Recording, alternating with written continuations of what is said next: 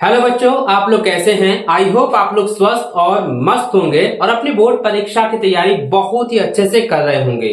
आज की क्लासेस आप सभी विद्यार्थियों के लिए बहुत ही महत्वपूर्ण होने वाला है, क्योंकि इस क्लासेस में हम लोग जो है क्लास 12 हिस्ट्री का ईंट मनके तथा अस्थियां हड़प्पा सभ्यता जो कि पहला चैप्टर है, आज की क्लासेस ये पार्ट 3 होने वाला है। क्योंकि पार्ट 1 और पार्ट 2 में मैंने पूरा डिक्लेयर करके आप लोगों को बताया है, अच्छे से मैंने आपको समझाया है और जो भी टॉपिक है पूरा आसान भाषा में आसान तरीके से मैं आप लोगों को बताने की कोशिश कर रहा हूं, ताकि आपको 1 से 2 बार रिवीजन करने के बाद पूरी तरह से जो है आप लोगों को याद हो जाए। और आपको जो एग्जाम में जो भी सवाल दिए जाएंगे, मैं गारंटी देता बच्चों की एक भी सवाल आपका नहीं छूटने वाला है। तो सभी बच्चे जो है इस लाइव सेशन को अपने दोस्तों के साथ शेयर कर दीजिएगा। और जो भी विद्यार्थी अभी तक जो है पार्ट 1 और पार्ट 2 की जो क्लासेस आप लोगों ने नहीं देखे हैं, तो आप जो है उस क्लासेस को देख लीजिएगा।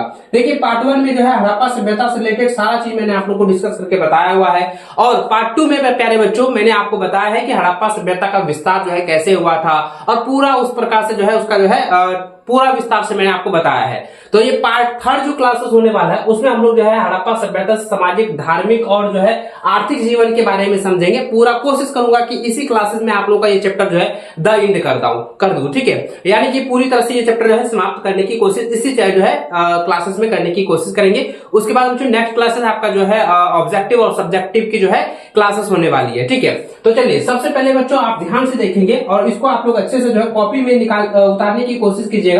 मैंने आपको पहले भी कहा था कि क्लास में आप लोगों को अंत तक बने रहना है, और जो भी मैं आप लोगों को टॉपिक समझाने की कोशिश कर रहा हूं, जो भी बता रहा हूं, उसको याद रखिए कि आप जो है कॉपी में उतारने की कोशिश कीजिए पूरा आसान भाषा में। और जो भी बच्चे कॉपी में नहीं उतार पा रहे हैं, तो आपको जो है क्लासेस से पहले और क्लासेस के बाद जो है आप लोगों को व्हाट्सएप ग्रुप में, व्हाट्सएप चैनल पर जो है इसका पीडीएफ भी शेयर कर दिया जाता है। आप वहां से भी पीडीएफ को डाउनलोड कर सकते हैं। तो चलिए बच्चों, आप देखते हैं। देखिए, हड़प्पा सभ्यता के सामाजिक, धार्मिक और आर्थिक जीवन के बारे में देखिए बच्चों, सबसे पहले ये समझिए कि हड़प्पा सभ्यता जो है, हम लोग जो है टॉपिक पढ़ रहे हैं ईंट मनके तथा अस्थियां से ये चैप्टर है। और ये देखिए, हड़प्पा सभ्यता का जो सामाजिक है, वो जो समाज है वो किस प्रकार से था, उसका आर्थिक जीवन किस प्रकार से चल रहा था, और धार्मिक अवधारणाएं क्या क्या थी, पूरी डिटेल में हम लोग समझेंगे। याद रखिएगा, सबसे पहले समझते हैं सामाजिक जीवन के बारे में। तो याद रखिएगा, हड़प्पा सभ्यता का सामाजिक जीवन बहुत ही जो है उत्तम था। वहां के लोग जो है आपस में जो है मिलजुल कर रहते थे, यानी कि उनका जो समाज था वो एकजुटता का जो है स्वरूप जो है प्रदान करती थी।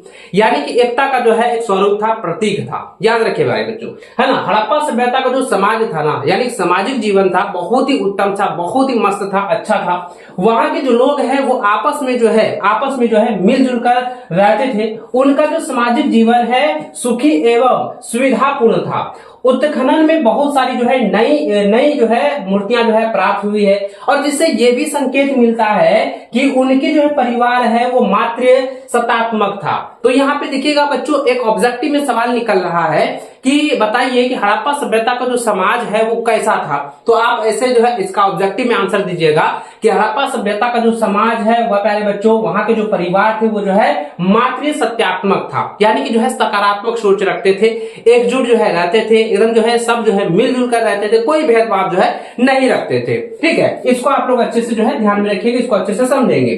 चलिए आगे देखिए, हड़प्पा सभ्यता की जो है प्रमुख जो है विशेषताएं थी, है ना। देखिए, हड़प्पा सभ्यता का जो समाज के बारे में हम लोग समझे कि ये जो है मात्र सत्यात्मक था, और ये जो है ये परिवार जो है, सभी परिवार हड़प्पा सभ्यता के जो सभी परिवार हैं, है ना, वो एकजुट रहते थे, एक साथ जो है रहते थे, मिलजुल कर रहते थे। उनकी जो हड़प्पा सभ्यता का जो हड़प्पा समाज है उसकी जो है प्रमुख विशेषताएं हैं, जो कि इस प्रकार से हम लोग समझेंगे कि हड़प्पा सभ्यता के जो लोग हैं वो शाकाहारी तथा मांसाहारी दोनों प्रकार के भोजन करते थे। मैंने पार्ट 1 में ही मैंने आपको बताया था कि हड़प्पा सभ्यता के जो लोग हैं वो मांस मछली भी खाते थे, साग सब्जी भी खाते, यानी कि शाकाहारी भी थे और मांसाहारी दोनों प्रकार के भोजन को ग्रहण करते थे।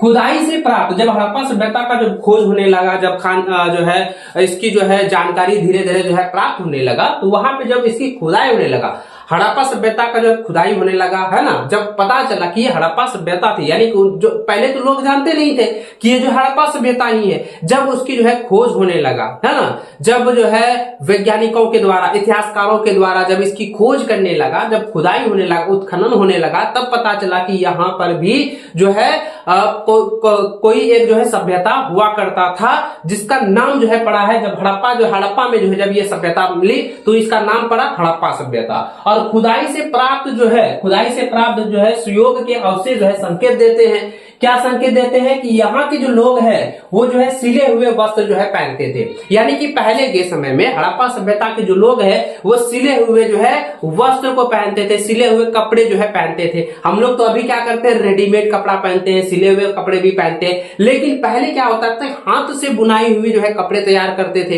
हाथ से जो है सुई धागा से जो है उसको तैयार किया जाता था, है ना। ये इस तरह से जो है कपड़े जो है वो लोग जो है पहनते थे, हड़प्पा सभ्यता के लोग जो है पहनते थे।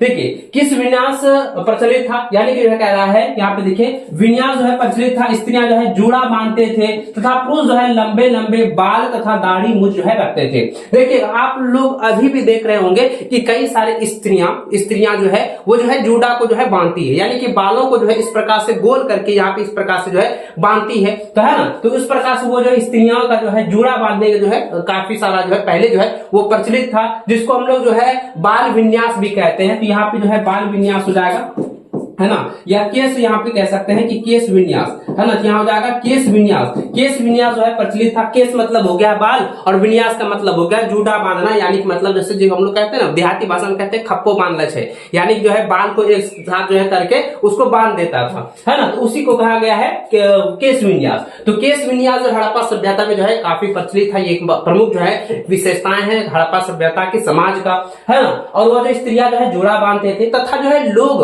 जो पुरुष होते थे, है ना, जो पुरुष होते थे वे जो है लंबे लंबे जो है दाढ़ी और मूंछ रखा करते थे, है ना। याद रखिए ये जो है प्रमुख विशेषताएं हैं। और इस सभ्यता के जो लोग हैं वो आभूषण के शौकीन थे, चाहे वो स्त्री हो, पुरुष हो, बच्चा हो, बूढ़ा हो, हर कोई जो है क्या है बच्चों, इस सभ्यता के जो समाज के जितने भी लोग थे वो आभूषण के बड़ा ही शौकीन हुआ करते थे, यानी कि जो है आभूषण काफी जो है पहनते थे। आभूषण में कह सकते हैं कि विभिन्न प्रकार के आभूषण, जैसे हो गया कंठहार हो गया, हौसली हो गया, है ना, भुजबंद हो गया, कड़ा हो गया, अंगूठी और करधानी आदि जो है पहना करते थे।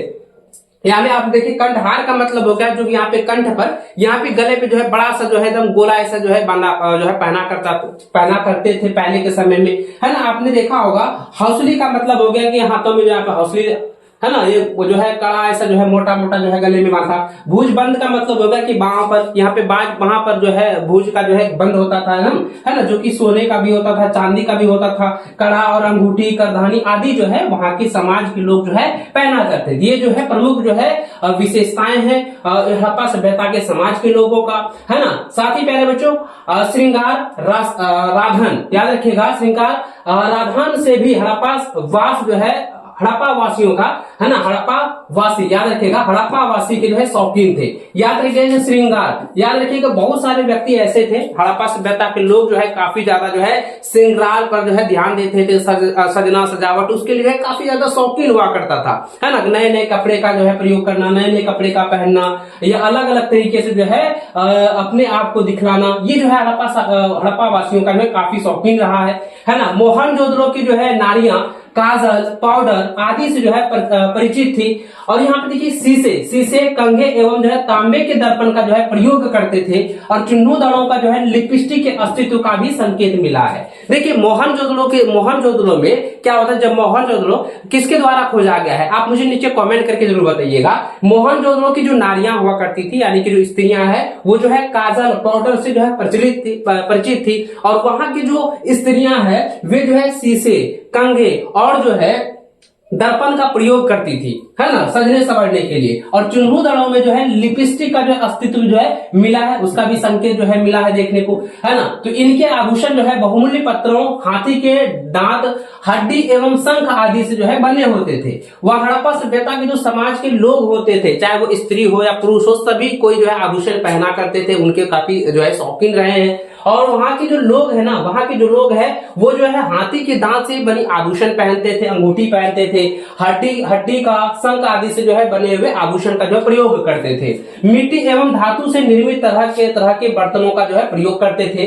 फर्श पर बैठने के लिए देखिए, जब जो है हड़प्पा सभ्यता के लोग जो है जब एकजुट होकर के जो है जब वार्तालाप करते थे या एक साथ जो है बैठा करते थे, तो वो जो है चटाई का प्रयोग करते थे। और फर्श पे बैठने के लिए चटाई का प्रयोग, और बाकी जो है वो जो है क्या करते थे, पलंग और चौकी का भी प्रयोग करते थे, खटिया का भी प्रयोग करते थे। याद रखिएगा बच्चों, यहाँ पे पॉइंट आपको बताना है कि फर्श पर बैठने के लिए जो है जटायु के साथ साथ यहाँ दिखे, यहाँ पे जाएगा चटाई, है ना, चटाई हो जाएगा, ये टाइपिंग मिस्टेक है। चटाई के साथ साथ जो है पलंग एवं चारपाई का प्रयोग करते थे। यहाँ प्राप्त जो है नर्तकी की मूर्ति से संकेत मिलता है कि नृत्य भी मनोरंजन का साधन रहा होगा। गाने बजाने का भी शौकीन थे। हड़प्पा सभ्यता के जो लोग हैं वो जो है गाने बजाने के बड़ा ही शौकीन हुआ करते थे। तो ये हड़प्पा सभ्यता की जो है मुख्य विशेषताएं थी जो कि हम लोगों ने अभी यहाँ पर समझा है। चलिए अब हम लोग जानते हैं कि हड़प्पा सभ्यता के जो लोग हैं उनकी जो है धार्मिक जीवन जो है किस प्रकार से थी, धार्मिक जीवन जो है किस प्रकार से उनके आधारित था। तो चलिए उसको समझते हैं। तो याद रखिए बच्चों कि हड़प्पा सभ्यता के जो धार्मिक जो है स्वरूप है वो ना के बराबर जो है किसी भी प्रकार का जो है लिखित साहित्य एवं जो है स्मारक हमें उपलब्ध नहीं है। यानी कि धार्मिक जो है जीवन के बारे में हड़प्पा सभ्यता के जो लोग हैं उनके सामाजिक के बारे में, उनके समाज के बारे में हम लोग जान गए, लेकिन उनका जो धार्मिक जीवन है अभी तक ना ही उनका लिखित तौर पर प्राप्त है, ना ही जो है स्मारक जो है पूरी तरह से प्राप्त हुआ है। यहाँ हुए उत्खनन से यह प्राप्त हुआ है। यहाँ हुए जब हड़प्पा सभ्यता में जब उत्खनन हुआ है ना, जब खनन हुआ, उनकी जो है खोज की गई, तब यह पता चला कि उनके अवशेषों से आधार पर यहाँ के धार्मिक जो है स्वरूप की जो है कुछ प्रमुख जो है विशेषताएं हैं। तो कौन कौन सी विशेषताएं? पहला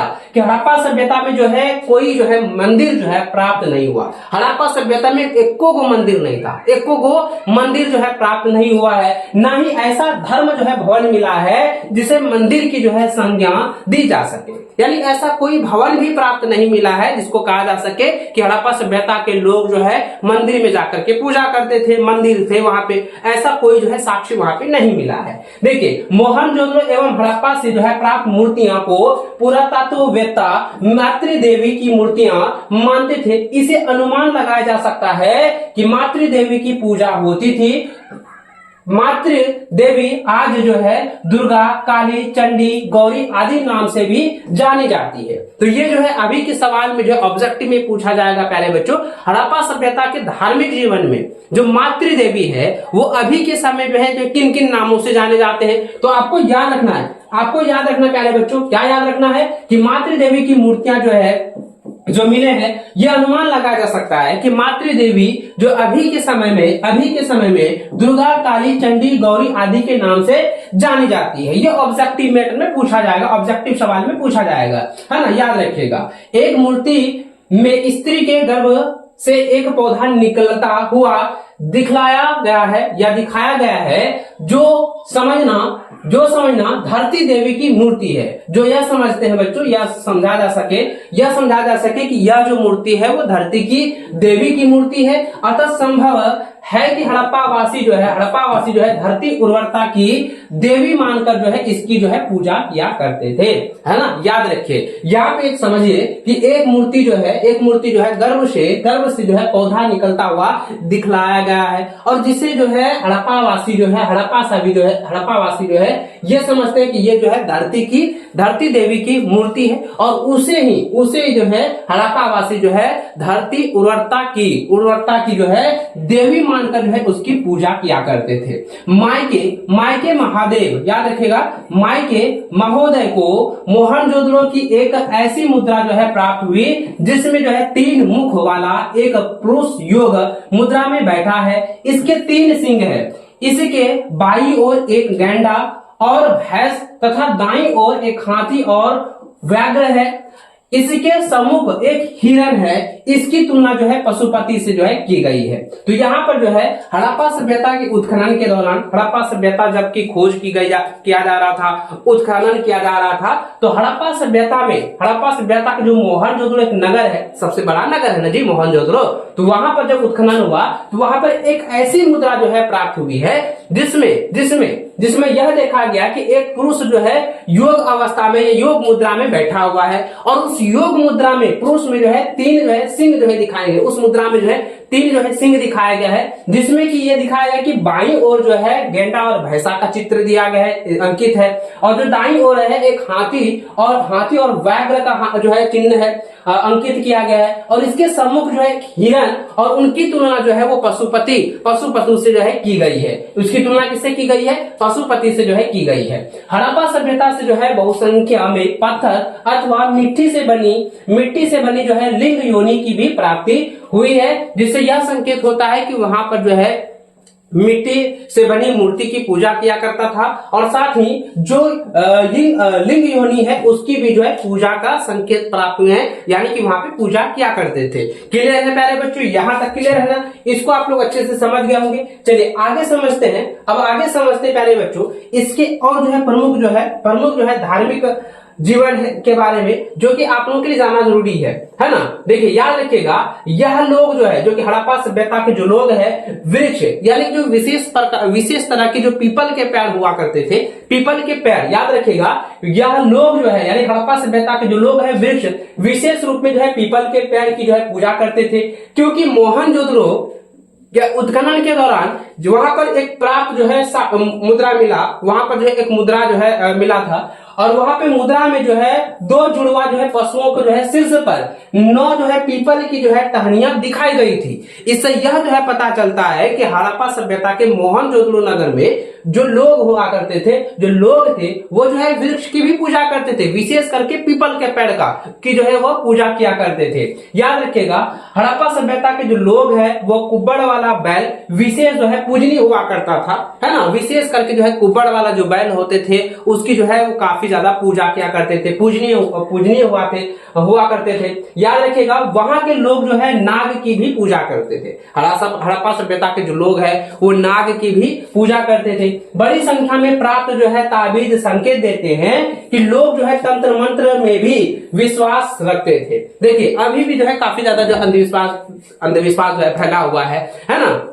तो हड़प्पा सभ्यता के जो लोग थे वो बड़ी संख्या में बच्चों तंत्र मंत्र पर भी विश्वास रखते थे, जादू टोना पर भी विश्वास रखते थे, है ना। इसलिए बच्चों ताबीज जो है यह संकेत देता है कि वहां के लोग जो है उनकी धार्मिक स्थानों पर जो है तंत्र मंत्र की विद्या का भी जो है स्मरण हुआ करता था, तंत्र मंत्र पर भी जो है विश्वास किया करते थे। याद रखिएगा कालीबंगान एवं लोथल के ईंटों से वेदी विधि मिली है जो अग्नि पूजा का जो है साक्ष्य है। कालीबंगन में जो है हवन कुंड से यज्ञ का साक्ष्य मिला है। मैंने पहले भी बताया था कि कालीबंगा में बच्चों क्या हुआ था कि जो काफी बड़ा जो है हवन कुंड मिला था, जो कि हवन कुंड का मतलब हो गया कि अग्नि पूजा के लिए जो है साक्ष्य प्राप्त हुए थे। और लोथल में आप लोगों को मैंने बताया था, लोथल में जो है बंदरगाह, लोथल में क्या है बंदरगाह, है ना, बंदरगाह नगर जो है कहा गया है। और लोथल में भी जो है वेदी विधि मिली है जो कि अग्नि पूजा का साक्षी है। याद रखिएगा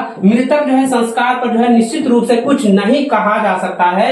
मार्शल महोदय के अनुसार जो है सिंधु निवासी समूह का 3 प्रकार से जो है उत्सर्ग करते थे, यानी कि जो व्यक्ति मर जाते थे, जो व्यक्ति जो है मृत हो जाते थे, उसका जो है दाह संस्कार होता था, उसका जो संस्कार किया जाता था वो अलग अलग तरीके से होता था। मुख्यतः जो है 3 प्रकार के जो है दाह संस्कार होते थे, उसका जो है उत्सर्ग किया करते थे। तो किस प्रकार से? तो पहला होता था बच्चों याद रखेगा पूर्ण समाधिकरण में था कि इसमें जो है संपूर्ण जो शव होता था, जो मृत शरीर होता था, उसको जो है भूमि के नीचे जो है वो गाड़ दिया जाता था। ये हो गया संपूर्ण समाधिकरण, है ना। याद रखिएगा कि संपूर्ण समाधिकरण में क्या हो गया कि जो मृत शरीर होता है, मृत जो शव होता है, उसको जो है भूमि के नीचे जो है वो गाड़ दिया जाता था, है ना। याद रखिएगा। और आंशिक, याद रखिएगा आंशिक जो है समाधिकरण, तो आंशिक समाधिकरण में इसमें जो है पशु पक्षियों के खाने के पश्चात, यानी जो है शव जो होता था उसको जो है खुले में छोड़ दिया जाता था। पशु पक्षी जब उसको जो है नोच कर जो है खा लेते थे, अब जो अवशेष बच जाते हैं, याद रखिएगा जो पशु पक्षी के खाने के बाद जो है पश्चात जो है जो सब के बचे हुए जो भाग होते थे उसको जो है गाड़ दिए जाते थे, जिसको कि आंशिक जो है समाधिकरण कहा गया है, उसको आंशिक समाधिकरण जो है कहा गया है। और तीसरा होता था दाह कर्म। तीसरा क्या होता था? दाह कर्म होता था। इसमें जो है सब को जो है जला दिया जाता था तथा उनकी जो बचे हुए जो राख होते थे, उनका जो भस्म होता था, राख होता था, उसको जो है गाड़ दिया जाता था। याद रखिएगा इस प्रकार के प्यारे बच्चों धार्मिक अवधारणाओं के अनुसार जो है मृत संस्कार की जो है 3 जो है प्रकार से जो है उत्सर्ग जो है हुआ करता था, जो कि इस प्रकार से मैंने आपको बताया है। तीनों पूर्ण समाधिकरण, आंशिक समाधिकरण और जो है दाह कर्व। इसको आप लोग जो है कॉपी में नोट कर लीजिएगा, एग्जाम में पूछे जाते हैं, है ना। चलिए अब आगे बढ़ते हैं बच्चों अगले जो है पॉइंट की ओर, अगले जो है टॉपिक की ओर। तो देखिए अगला जो है कि हड़प्पा सभ्यता एवं भारतीय पुरातत्व सर्वेक्षण के डायरेक्टर जनरल। तो अब यहाँ पे थोड़ा सा जो है जो भी पुरातात्विक है ना, भारतीय पुरातात्विक के जो है जनरल जो है डायरेक्टर है, उनके बारे में कुछ जो है हम लोग जो है इसको समझेंगे, कुछ उसके बारे में समझेंगे कि कौन कौन से। तो पहले तो यहाँ पे बच्चों ए कनिंघम के बारे में समझेंगे कि ए कनिंघम क्या है। याद रखिए ए कनिंघम कौन है, ये क्या करते थे, पूरा चीज के बारे में बताएंगे। और हड़प्पा सभ्यता में जो है इसकी क्या भूमिकाएं रही है वो भी हम लोग यहाँ पे देखेंगे। देखिए यह जो है भारतीय पुरातात्विक सर्वेक्षण के पहले जो है डायरेक्टर जनरल थे, है ना। ए कनिंघम जो है वो जो है भारतीय पुरातात्विक का मतलब हो गया कि खोजबीन, जो पुराना समय का जो है खोजबीन करना, हड़प्पा सभ्यता से जो भी जो है साक्ष्य मिले हैं उसका खोजबीन करना, उसका जो है सर्वेक्षण करना और उसका जो है पूरा पता लगाना कि आखिरकार ये जो है कितने वर्षों का था, कैसे था। और आगे जो है देखिए हड़प्पा सभ्यता से जो भी साक्ष्य मिले हैं उसका खोजबीन कैसे किया जाता था, उसका पता कैसे लगाया जाता था, ये कितने वर्ष पुराना है, वो भी हम लोग यहाँ पे देखेंगे। देखिए याद रखिएगा ए कनिंघम यह भारतीय पुरातात्विक सर्वेक्षण के पहले जो है डायरेक्टर जनरल थे, जिन्होंने जो है 19वीं शताब्दी के मध्य में पुरातात्विक उत्खनन शुरू किया, यानी हड़प्पा से संबंधित जो है पुरानी चीजों को खोजना शुरू किया। आरंभिक बस्तियों की जो है जानकारी के लिए उन्होंने जो है चीन बौद्ध यात्रियों के वृत्तांतों का जो है अध्ययन किया और एक अंग्रेज ने कनिंघम को एक हड़प्पा मुहर दी। इन्होंने मुहर पर लिखा चीजों को जो है समझने का प्रयास किया, लेकिन वह असफल रहे। कनिंघम हड़प्पा के महत्व को समझने में चूक गए थे, इसलिए इन्हें कनिंघम का भ्रम भी कहा जाता है। इसलिए बच्चों इसको जो है कनिंघम का भ्रम भी कहते हैं। इसको आप लोग अच्छे से कॉपी में नोट कर लीजिएगा, इसको आप लोग उतारते जाइए, है ना। चलिए अब समझिए जॉन मार्शल के बारे में। देखिए ये जो है पुरातात्विक जो है भारतीय पुरातात्विक सर्वेक्षण के डायरेक्टर रहे हैं। याद रखिएगा बच्चों जॉन मार्शल जो है 1924 में भारतीय पुरातत्व सर्वेक्षण के डायरेक्टर जनरल बने और इन्होंने जो है सिंधु घाटी सभ्यता की खोज की। इन्होंने जो है किसकी खोज की है, तो ये जो है सिंधु घाटी सभ्यता, याद रखिएगा सिंधु घाटी सभ्यता की जो है खोज की है। तो ये इसके बारे में हो गया, किसके बारे में, जॉन मार्शल के बारे में। अब समझिए REM व्हीलर के बारे में, REM व्हीलर के बारे में। याद रखिएगा REM व्हीलर 1944 में जो है भारतीय पुरातात्विक सर्वेक्षण के डायरेक्टर बने। इन्होंने जो है खुदाई के लिए टीलों के स्तरों को ध्यान में रख करके जो है काम करने की सिफारिश की, जबकि इससे पहले की जो है पद्धतियां सामान्य क्षैतिज परतों पर ध्यान देती थी। व्हीलर जो है यानी कि REM व्हीलर जो है ये पहले जो है सेना में ब्रिगेडियर हुआ करते थे, यानी कि सेना में पहले जो है ब्रिगेडियर रह चुके थे और वह जो है खुदाई को जो है अनुशासन और सटीकता से जो है जोड़ दिया करते थे। यानी कि जब जो है सर्वेक्षण ये डायरेक्टर थे, जब वो खुदाई के लिए जो है जब खुदाई के लिए जो है लाया गया, यानी कि स्तरों को जो है ध्यान रखा गया कि टीलों के अंदर जो है किस प्रकार से खुदाई किया जाए, है ना, पूरी तरह से सावधानी पूर्वक और जो है पूरा अनुशासन रूप से जो है और सटीकता पर जो है जोर दिया करते थे। और ये पहले कौन थे, यानी ये जो है REM व्हीलर जो है वो पहले क्या थे, सेना में जो है ब्रिगेडियर रह चुके थे, देखिए अभी जो है मान के चलिए कि ये जो हो गया जॉन मार्शल हो गया, ए कनिंघम हो गया, सभी जो है वो हड़प्पा सभ्यता में जो है अपना जो है योगदान दिए हैं, अपनी भूमिकाएं जो है प्रदान की है। लेकिन उससे थोड़ा सा यह हट करके है कि REM व्हीलर ने क्या हुआ कि 1944 में जब भारतीय पुरातात्विक सर्वेक्षण के जब डायरेक्टर बने, इन्होंने जो है पूरा अनुशासन रूप से, क्योंकि ये जो है सेना में जो है ब्रिगेडियर रह चुके, इसके अंदर तो अनुशासन कूट के बनाए, जो ब्रिगेडियर रहेगा जो है सेना के जो है उपरांत जो है काम कर चुके हैं, तो वो तो भाई अपना अनुशासन के अनुरूप ही चलेगा, है ना। तो वो जो है सटीकता पर काफी जोर देते थे और टीलों को अच्छे से देख लेते थे, छानबीन कर लेते थे कि किस तरह से जो है इसको जो है उत्खनन किया जा सके। ये चीजें जो है वो जो है ध्यान रखा करते थे, है ना। इसको आप लोग अच्छे से समझे।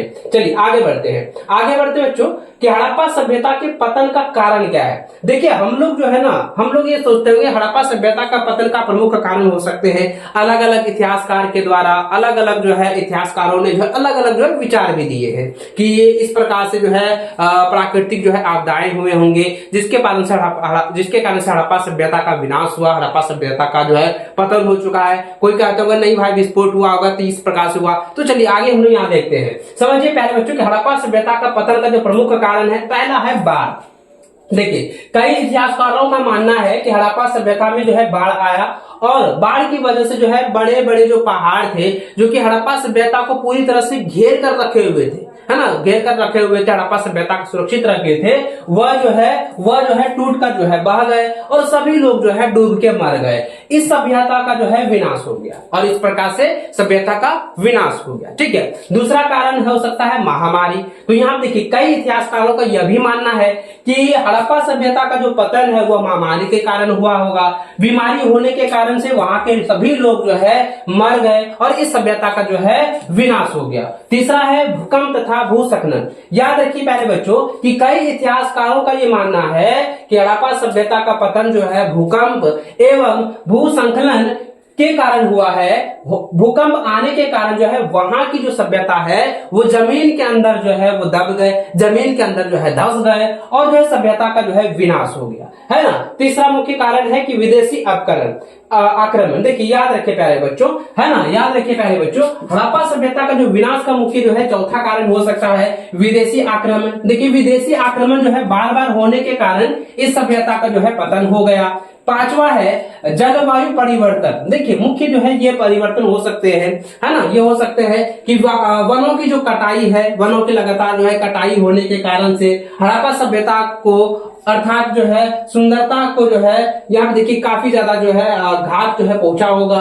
नदियों का जो है सूख जाना, जिस कारण जो है जंगल, वनस्पति, पेड़ पौधे, पशु पक्षी मरने के कगार पर आ गए और जनसंख्या बढ़ती गई और बहुत सारे भूमि पर जो है खेती की जाने लगे, जिसके कारण से जो है हड़प्पा सभ्यता का विनाश हुआ होगा। इस प्रकार से हम लोग जो है इसके कारण को दर्शा सकते हैं, है ना। चलिए अब यहां तक समझ गए कि हड़प्पा सभ्यता का विनाश किस प्रकार हुआ, हड़प्पा सभ्यता का जो है पतन जो है किस प्रकार से हुआ होगा। यहां तक क्लियर है प्यारे बच्चों? क्लियर है ना? एक बार नीचे कमेंट करके आप लोग जरूर बताइएगा।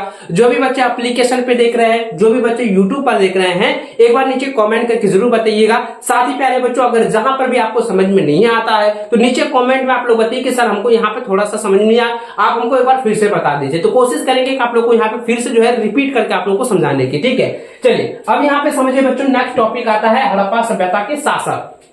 देखिए याद रखिए कि सत्ता के केंद्र अथवा सत्ताधारी लोगों के विषय में ज्यादा जानकारी हमें प्राप्त नहीं है।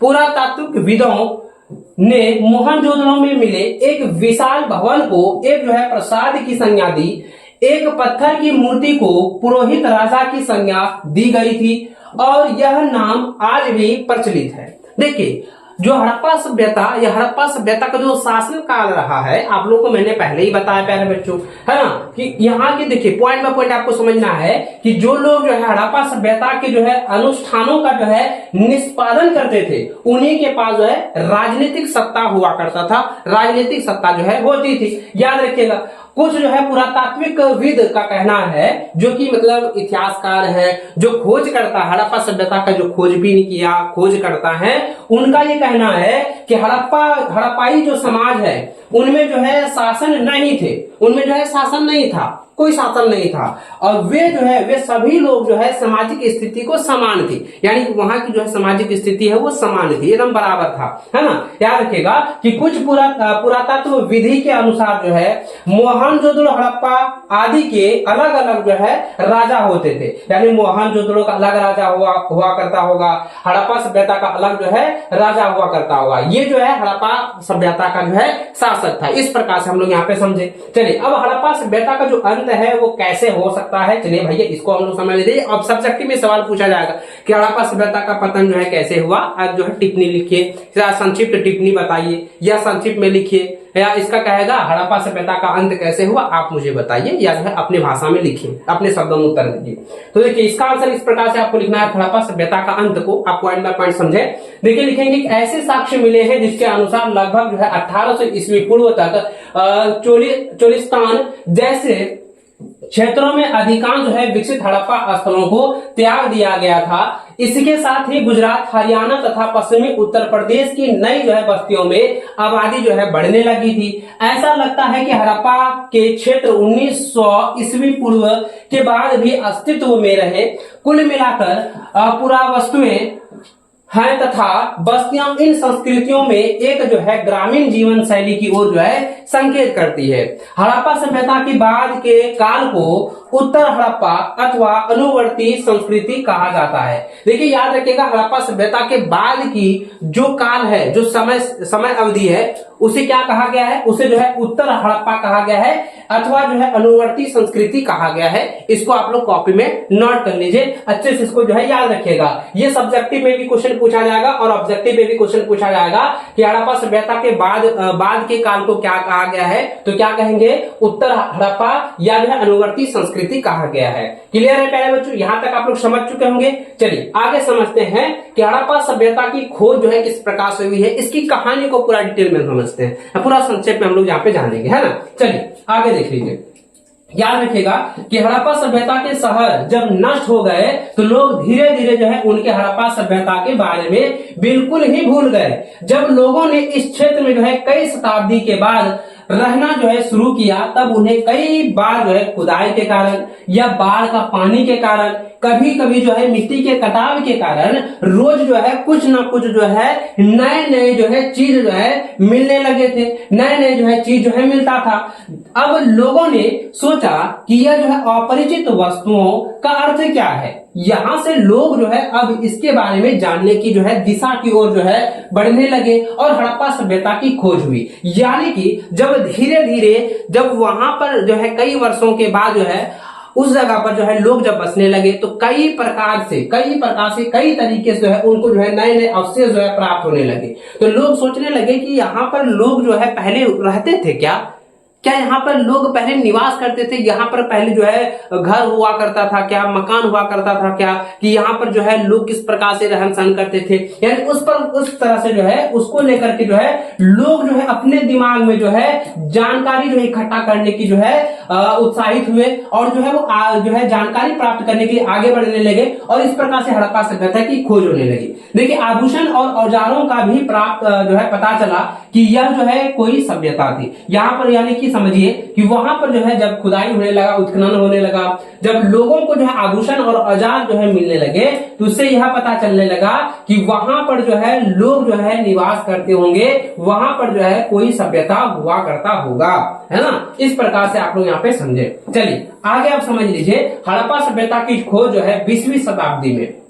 देखिए 20वीं शताब्दी की शुरुआती दशकों में दयाराम साहनी जैसे पुरातत्वविद हड़प्पा में जो है मोहरे खोज निकाली थी, जो निश्चित रूप से जो है बहुत पुरानी स्थलों से संबंधित थी। आपको मैंने बताया था कि दयाराम साहनी के द्वारा जो है हड़प्पा सभ्यता की खोज जो है वो कब हुआ था बच्चों, कब हुआ था मुझे बताइए, कमेंट करके बताइए कि हड़प्पा सभ्यता में जो है दयाराम साहनी, है ना, याद रखिएगा दयाराम साहनी ने जो है हड़प्पा सभ्यता की खोज जो है कब किया था।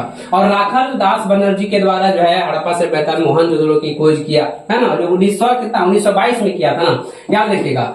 राखल दास, है ना, राखल दास बनर्जी यानी कि आर.डी. बनर्जी ने फिर हड़प्पा से मिली जो है मोहर के ही जैसा मोहनजोदड़ो से खोज निकाला, जिससे यह निश्चित हो गया कि यह दोनों पुरास्थल एक ही सभ्यता का भाग है। यानी हड़प्पा सभ्यता की खोज जो है दयाराम साहनी के द्वारा 1921 में और राखल दास बनर्जी के द्वारा मोहनजोदड़ो की खोज जो है वो जो है 1922 में जो है की गई। और वहां पर जो है दोनों को, है ना, जो है दयाराम साहनी को भी एक मोहर मिला और जो है मोहनजोदड़ो में राखल दास बनर्जी को भी एक मोहर मिला। इससे यह पता चलता है कि इन दोनों जगहों पर जो है कोई एक सभ्यता हुआ करता होगा, है ना, एक जो है ये सभ्यता हुआ करता होगा और ये दोनों पूरा स्थल जो है या पुरानी जो स्थल है वो क्या है, दोनों एक ही सभ्यता का भाग है ना। चलिए और इन्हीं के सामने जो है 1924 में 1924 में, यानी कि राखाल दास बनर्जी के सामने ही 1924 में भारतीय पुरातात्विक सर्वेक्षण डायरेक्टर जनरल जॉन मार्शल ने पूरे विश्व के सामने जो है सिंधु घाटी सभ्यता की खोज की घोषणा की। और रेम ने जो है सेवा को, याद रखिए यहाँ पे सेवा नहीं होगा, रेम ने सेना को, याद सभी सेना को याद रखिएगा। देखिए रैम ने जो है सेना को जो है खोज करने के लिए लगा दिया, है ना। किसकी खोज के लिए? तो ये हड़प्पा सभ्यता की खोज के लिए जो है लगा दिया। याद रखिए आगे पॉइंट में समझे कि पाकिस्तान बनने के बाद देखिए जो आपका यहां समझिएगा कि पहले तो भाई पाकिस्तान, भारत, अफगानिस्तान, है ना, ये सारा तो एक ही में था। फिर धीरे धीरे जब बंटवारा होने लगा तो सब देश जो है अलग अलग होने लगा। तो ये जो है ना मोहनजोदड़ो हो गया और हड़प्पा जो है वो जो नगर है वो पाकिस्तान में आ गया। तो पाकिस्तान बनने के बाद अब उपमहाद्वीप के सभ्यता में प्रमुख स्थल जो है पाकिस्तान के हिस्से में चला गया। याद रखें कच्छ जो कि गुजरात का क्षेत्र है, मिर्जापुर, व्यापक स्तर पर जो है सर्वेक्षण किया गया तो बहुत सारे हड़प्पाई बस्तियों का जो है पता चला। तो यानी गुजरात के कुछ क्षेत्रों में भी हड़प्पाई बस्तियों का भी पता चला है ना। पंजाब और हरियाणा में खोज करने से पता चला कि हड़प्पा स्थलों की सूची में कई जो है नए नाम और भी जुड़ गए। खोज अभी भी जारी है और 1980 के बाद हड़प्पा तथा मोहनजोदड़ो दोनों स्थानों पर विदेशी विशेषज्ञ भी संयुक्त रूप से जो है काम करने लगे। तो इस प्रकार से प्यारे बच्चों 20वीं शताब्दी में हड़प्पा सभ्यता की खोज जो है जारी है और 20वीं शताब्दी से अभी तक जो है चल रही है ना।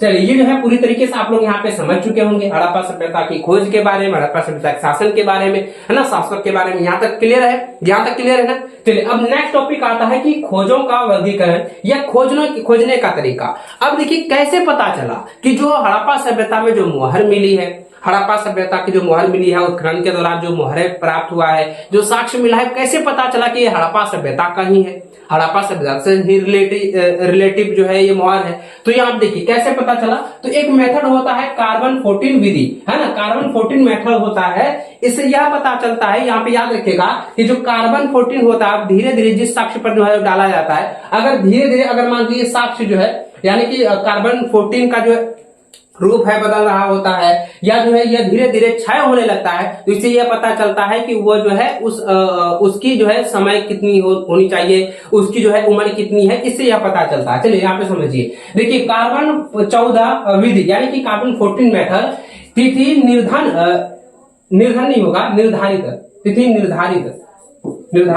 तिथि निर्धारित की वैज्ञानिक विधि को कार्बन 14 विधि जो है कहा जाता है। और इस विधि की खोज अमेरिका के प्रख्यात रसायन शास्त्र WF लीवी द्वारा सन 1946 ईस्वी में की गई थी। इस विधि के अनुसार किसी भी जीवित वस्तु में कार्बन 12 और कार्बन 14 समान मात्रा में पाया जाता है। मृत्यु अथवा विनाश की अवस्था में कार्बन 12 तो स्थिर रहता है, मगर कार्बन 14 का नियंत्रण क्षय होने लगता है। इस प्रकार वस्तु के काल की गणना की जाती है और इस पदार्थ में कार्बन 14 की मात्रा जितनी कम होती है, मैंने अभी क्या बताया था कि कार्बन 14 की मात्रा धीरे धीरे जब क्षय होने लगेगा तो इससे यह पता चलेगा कि इसकी आयु कितनी है, ये किन जो है शताब्दी से जुड़ा हुआ है, किन जो है सभ्यता से जुड़ा हुआ है। तो यहां समझेंगे कि इस पदार्थ में कार्बन 14 की मात्रा जितनी कम होती है वह उतना ही प्राचीनतम माना जाता है। पदार्थ में कार्बन 14 के क्षय की प्रक्रिया को रेडियोधर्मिता यानी कि रेडियो एक्टिविटी कहा जाता है। याद रखिए प्यारे बच्चों, रेडियोधर्मिता के बारे में भी एग्जाम में ये सवाल पूछा जाता है। तो अगर ये पूछेगा तो आप इस प्रकार से इसका आंसर दे दीजिएगा, अपने शब्दों में इसका आंसर भी आप लिख सकते हैं। ठीक है, क्लियर है प्यारे बच्चों। चलिए अब देखिए हड़प्पा सभ्यता की खोज की कहानी का थोड़ा सा यहाँ डिस्कस करेंगे कि 1826 ईस्वी में जो है सर्वप्रथम यानी सबसे पहले हड़प्पा टीलों का जो है उल्लेख जो है चंद्र मार्शल के द्वारा किया गया। 1856 ईस्वी में कराची, याद है, कराची से लाहौर तक रेल लाइन बिछाने के दौरान हुई खुदाई से जॉन बटन एवं विलियम ब्रटन नामक अंग्रेजों को कुछ जो है पुरातात्विक अवशेष प्राप्त हुए। 1873 ईस्वी में जनरल कनिंघम को कुछ जो है हड़प्पाई जो है पुरावस्तुएं जो है प्राप्त हुई, यानी जो है हड़प्पा वासियों का कुछ जो है साक्ष्य मिले हैं, पुरावस्तुएं मिले हैं, यानी पुरानिक वस्तुएं उन्हें प्राप्त हुआ है। 1812 ईस्वी में J.F. फ्लीट महोदय ने यहाँ प्राप्त पूरा वस्तुओं को, यानी पुरातात्विक जो वस्तुएं हैं उनके आधार पर जो है एक जो है लेख लिखा। और हालांकि कनिंघम एवं फ्लीट महोदय हड़प्पा सभ्यता के महत्व का मूल्यांकन करने में असमर्थ रहे। ऐसा इसलिए उसका यह मानना था कि भारतीय इतिहास का प्रारंभ गंगा की घाटी में पनपे, यहां लिखेगा पनपे पहले शहरों के साथ हुआ था। यही कारण है कि महत्वपूर्ण सभ्यता के महत्व का पता लगाने का श्रेय राय बहादुर दयाराम साहनी को जाता है। याद रखिएगा। अब यहाँ पे ये भी एक सवाल आता है कि महत्वपूर्ण सभ्यता, हड़प्पा सभ्यता का महत्व का पता लगाने का श्रेय जो है किसे जाता है, तो याद रखिएगा राय बहादुर दयाराम साहनी को जाता है ना। राय बहादुर दयाराम साहनी ने 1921 ईस्वी में पाकिस्तान के पंजाब प्रांत में रवि नदी के किनारे तट पर स्थित हड़प्पा नामक स्थल पर पुरातात्विक उत्खनन कर कई हड़प्पाई जो है मोहरें जो है प्राप्त की। दूसरे ही वर्ष यानी कि इससे ठीक बाद, यानी 1921 में जो है दयाराम साहनी के द्वारा हड़प्पा शहर का, हड़प्पा जगह का जो है खोज किया गया। और वही जो है उससे ठीक एक वर्ष बाद जो है 1922 ईस्वी में राखल दास बनर्जी के द्वारा, यानी कि आर.डी. बनर्जी के द्वारा जो है मोहनजोदड़ो की खोज की गई। और यह जो है स्थान पाकिस्तान के सिंध प्रांत के लरकाना जिले में सिंधु नदी के तट पर स्थित था। इस प्रकार हड़प्पा सभ्यता का उद्भव हुआ और फिर यहाँ हुई पुरातात्विक उत्खनन में एक के बाद एक कई नगर जो है प्राप्त हुए। उसके बाद हम लोग जो है कई नगर के बारे में डिस्कस भी पार्ट 1 में हम लोग कर चुके हैं। पहले ही हम लोग जो है पूरा जो है नगर था हड़प्पा सभ्यता के जो प्रमुख नगरे हैं, 6 गो नगर था ना जी, 6 गो जो है सारी नगर था, उस पर हम लोग पूरी तरह से डिस्कस करके आप लोग बताए हुए अच्छे से समझा चुके हैं। चलिए यहाँ पे लिखेगा टिकट महोदय, है ना, टिकट नहीं होगा पिकट होगा। देखिए महोदय ने हड़प्पा एवं मोहनजोदड़ो को एक जो है विस्तृत साम्राज्य की जुड़वा राजधानी जो है बताया। और इनके बीच की दूरी जो है 670 किलोमीटर है। इनके बीच की दूरी, यानी कि मोहनजोदड़ो और हड़प्पा के बीच की दूरी कितनी है, 670 किलोमीटर की जो है दूरी है बतलाया गया है। चलिए यहां तक अच्छे से समझ चुके हैं। चलिए अब समझते हैं कि हड़प्पा सभ्यता का जो आर्थिक जीवन है उसके बारे में। तो याद रखें कि हड़प्पा सभ्यता से प्राप्त साक्ष्य से वहां के अर्थव्यवस्था के उन्नत जो है स्वरूप की झलक जो है मिलती है, जिसे निम्न बिंदुओं के द्वारा समझा जा सकता है। पहला है कृषि। देखिए हमने पहले भी आपको बताया था कि हड़प्पा सभ्यता के जो लोग हैं वो जो है कृषि पर जो है आधारित थे, कृषि पर जो है निर्भर करते थे। याद रखिएगा कृषि हड़प्पा सभ्यता के लोगों की अर्थव्यवस्था का मुख्य आधार थी। खेतों की उर्वरता के कारण यहाँ अनाज की कमी नहीं थी। अनाज रखने के लिए भंडारगिरी थे, यानी भंडारगिरी का मतलब हो गया अन्नागार थे, है ना। और कपास की भी खेती होती थी, जिससे कि लोग अपने लिए कपड़े बनाते थे। अनाज पीसने के लिए चक्कियां, कूटने हेतु जो है ओखलियों का उपयोग क्या करते थे, और उनके भी साक्ष्य मिले हैं। सर्वप्रथम यही के निवासियों के कपास की खेती आरंभ की। मेसोपोटामिया में यही से कपास की खेती की जाती है, और जिससे कि वे सिंधु नाम से उच्चारित करते थे। और यूनानियों ने कपास को जो है सिंडल कहा, जो कि सिंधु का यूनानी रूपांतरण है। इस प्रकार से प्यारे बच्चों हड़प्पा सभ्यता के आर्थिक जीवन के बारे में आपको बताना है। पहला पॉइंट था कृषि, उसके बारे में आप लोगों को मैंने बताया। याद रखिएगा कि यहाँ की जो प्रमुख जो है खाद्यान्न है। देखिए हड़प्पा सभ्यता में जो प्रमुख जो है खाद्य पदार्थ है, मैंने आपको बताया था खाद्य पदार्थ कौन कौन सा है, गेहूं है और जौ थे, है ना। लोथल तथा रंगपुर गुजरात से धान की जो है भूसी मिली, किंतु धान की खेती के स्पष्ट प्रमाण जो है हुलास से मिलते हैं। कहां से मिलते हैं, धान का जो है स्पष्ट रूप से जो है खेती का प्रमाण जो है कहां से मिलते हैं, हुलास से मिलते हैं, जो कि उत्तरकालीन है। लोथल एवं रंगपुर से ही बाजार की खेती के भी साक्ष्य मिले हैं। हड़प्पा में मटर एवं तेल की खेती की साक्ष्य मिले हैं, तेल की जो है खेती के साक्ष्य मिलते हैं। फलों में जो है केला, नारियल, खजूर, अनाज, नींबू एवं तरबूज आदि के उत्पादन के भी साक्ष्य मिले हैं। ये हो गया आपका कृषि के लिए, है ना। चलिए अब समझते हैं पशुपालन। देखिए हड़प्पा सभ्यता के जो लोग हैं वो पशुपालन भी करते थे, पशुओं पर भी निर्भर करते थे। पशुओं से जो है कई प्रकार की जो है सामग्री जो है तैयार करते थे, है ना। उसको जो है पशुओं को भी वो खाते थे, मांसाहारी भी थे। तो याद रखिएगा पशुपालन में समझेंगे कि हड़प्पा वासियों की अर्थव्यवस्था का आधार पशुपालन भी था। इस तथ्य के भी साक्ष्य मिले हैं। यहाँ प्राप्त मुद्राओं पर अंकित जो है बैलों से विदित होता है कि यहाँ दो प्रकार के बैल थे। पहला था कुबड़दार बड़े सिंग वाले, दूसरा था बिना कुबड़ वाले, बिना कुबड़, यहाँ हो जाएगा बिना कुबड़ के छोटे सिंग वाले। तो यहाँ पे टाइपिंग मिस्टेक है बच्चों, आप थोड़ा सा समझेंगे। यहाँ पे लिखा हुआ है बिना कुबड़ के छोटे सिंग वाले गाय, बैल, है ना, कुत्ता, हाथी, सुअर, गधा एवं ऊंट उनके जो है प्रमुख जो है पालतू जानवर थे। इसके अलावा जो है बिल्ली, बंदर, खरगोश, हिरन, मुर्गा, तोता, उल्लू एवं हंस आदि के चित्र भी यहाँ प्राप्त मूर्तियां जो है खिलौने एवं मोहरों पर मिले हैं।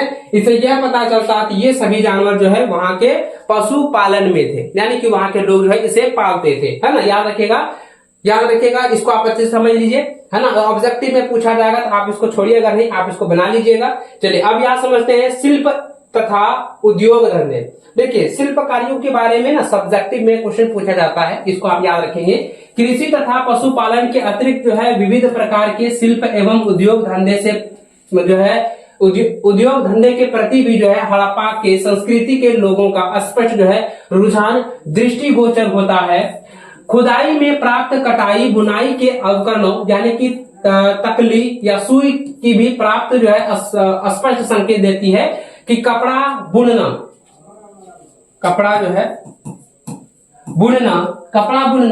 यहाँ का एक प्रमुख जो है उद्योग रहा होगा। यानी कि जब उत्खनन हुआ, जब खुदाई हुआ तो वहां पर जो है जो साक्ष्य मिला है ना, बुनाई के उपकरणों का साक्ष्य मिला है, जैसे सुई मिला, है ना, जो कपड़ा सीने वाला सुई मिला, तकली मिला। इससे क्या पता चलता है कि वहां के जो लोग हैं, हड़प्पा सभ्यता के जो लोग हैं, वो कपड़ा बुनने का जो है वहां पर काफी बड़ा जो है उद्योग रहा होगा, प्रमुख जो है उसका उद्योग रहा होगा।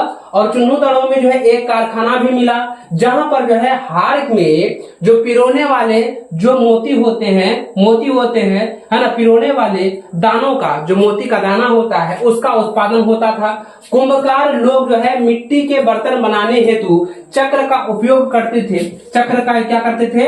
उपयोग करते थे, यानी चक्की का उपयोग करते थे। और इसके अतिरिक्त जो है हाथ से भी सामग्री बनाते थे। मोहनजोदड़ो में कुंभकरों के मोहल्ले का भी पता चलता है। स्वर्ण कारों का व्यवसाय भी उन्नत व्यवस्था में था, है ना। वहां पर जो है जो उद्योग था उसके अलावा जो है जो स्वर्ण कारों का जो है व्यवसाय जो है काफी उन्नत था, है ना। आभूषणों के निर्माण में उन्होंने जो है काफी निपुणता प्राप्त की थी। वे लोग चांदी के आभूषणों के साथ साथ बर्तन भी बनाते थे, परंतु सोने के केवल आभूषण बनाए जाते थे। सोने का क्या बनाते थे? केवल जो है आभूषण बनाते थे। शंख, सीप, घोंगा, हाथी के दांत से उपकरणों का निर्माण करना भी जानते थे तथा आभूषण बनाते थे। तांबे तथा कांसे का प्रयोग मानव एवं पशु मूर्तियों बनाने में जो है किया जाता था। खुदाई में तांबे कहां से के उपकरण, याद रखिएगा, कहां से उपकरण बहुतायत से प्राप्त हुए और इनमें जो है घरेलू तथा कृषि संबंधी उपकरण, अस्त्र शस्त्र, बर्तन, कढ़ाई तथा प्रसाधन प्रमुखता से मिलता है। वे लोग धातु को पीटकर जो है चादर बनाने की कला से परिचित थे, अतः धातु उद्योग भी काफी उन्नत जो है अवस्था में था। इस प्रकार से बच्चों आप लोगों को आंसर लिख देना है, इसको आप लोग समझ लीजिए, है ना। यहाँ तक क्लियर है। चलिए अब समझते बच्चों की हड़प्पा संस्कृति की जानकारी हम लोगों को जो है उनके चीजों से मिलती है। कौन कौन सी चीजों से? सबसे पहला होता है हड़प्पा सभ्यता का मुहर से हमें जो है इसका साक्ष्य मिला। तो भैया इससे पता चला कि हड़प्पा सभ्यता का जब मुहर मिला तब पता चला कि हड़प्पा संस्कृति की हमें जो है जानकारी मिलती है।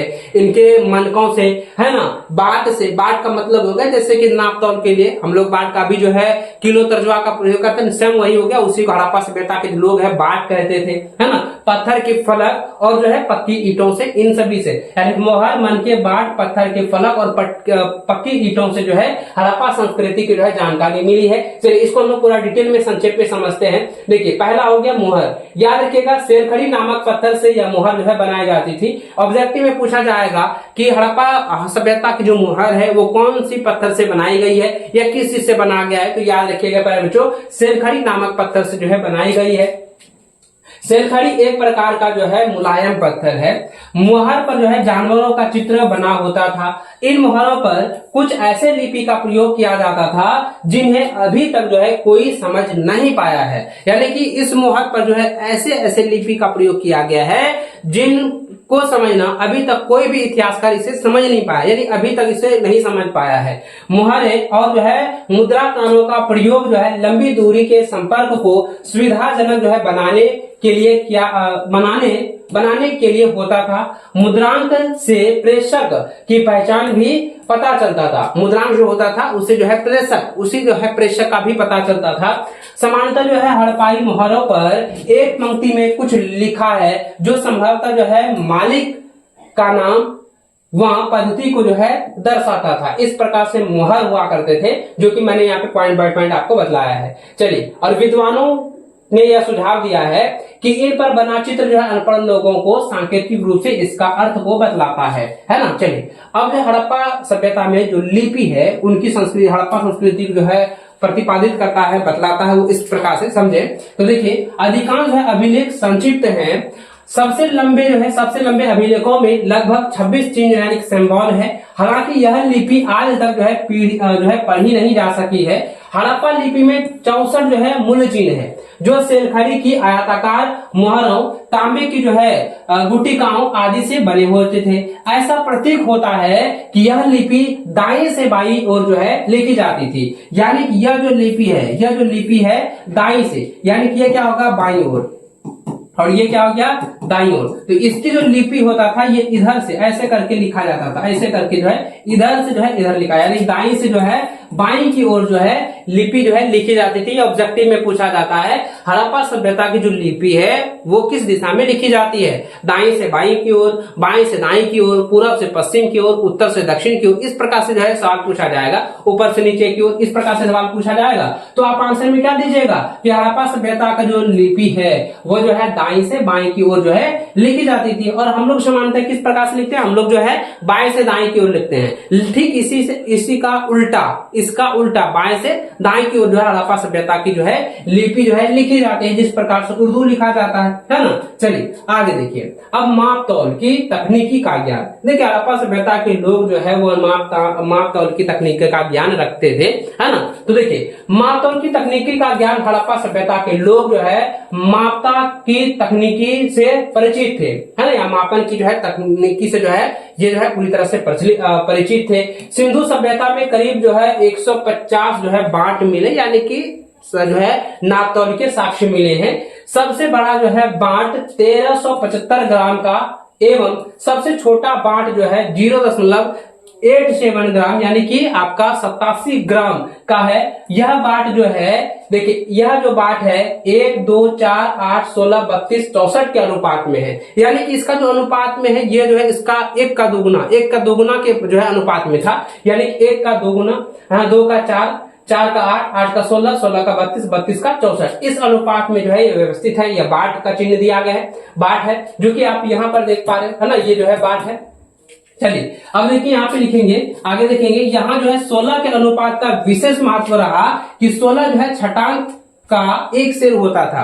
पहले के समय में हम लोगों के जो दादा थे बताते थे कि हम लोग जो नाप तोल क्या करते थे, तो पहले जो है आना में जो है नाप तोल करते थे।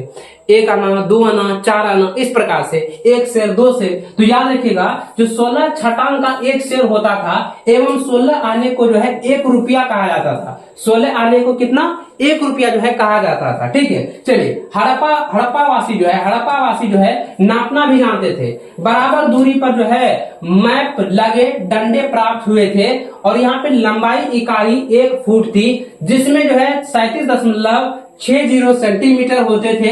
एक हाथ की इकाई लगभग 51.5 सेंटीमीटर से 53.6 सेंटीमीटर तक होती थी। ये चीजें हैं, इसको आप लोग अच्छे समझ गए कि हड़प्पा सभ्यता के जो लोग हैं माप तौल की जो है तकनीकी का किस प्रकार से ज्ञान रखते थे, पूरी तरह से यहाँ पे इस टॉपिक को समझ गए। चलिए अब समझते हैं बच्चों। अब देखिए ये जो है चैप्टर आपका दैनिक होने वाला है, यह चैप्टर जो है पूरी तरह से समाप्त होने को है। अब देखिए यह समाप्त होने से पहले बच्चों यह चैप्टर पूरी तरह से खत्म हो चुका है। हड़प्पा सभ्यता से जितने भी टॉपिक थे पूरी तरह से क्लियर हो चुका है। चलिए अब जो है इसके मुख्य जो है तथ्य को समझते हैं, यानी कि इसके तथ्य को आप लोग को याद रखना है, कुछ इंपॉर्टेंट पॉइंट को आप लोग को याद रखना है। तो देखिए मेसोपोटामिया की लेक जो है मेलुहा को नाविकों का देश कहा जाता है और इसके अतिरिक्त मोहरों पर जहाज तथा नावों का चित्रांक जो है पाया गया है। देखिए हड़प्पा सभ्यता की खोज कब किया गया, 1921 ईस्वी में। किसके द्वारा किया गया आप नीचे कमेंट करके बताइएगा। हड़प्पा एवं मोहनजोदड़ो हड़प्पा सभ्यता की जो है प्रमुख स्थल थे, यानी कि सबसे बड़ा नगर जो है मोहनजोदड़ो का माना गया है ना। और जो है पिगट महोदय ने इन्हें जो है साम्राज्य की जुड़वा जो है राजधानी भी कहा है।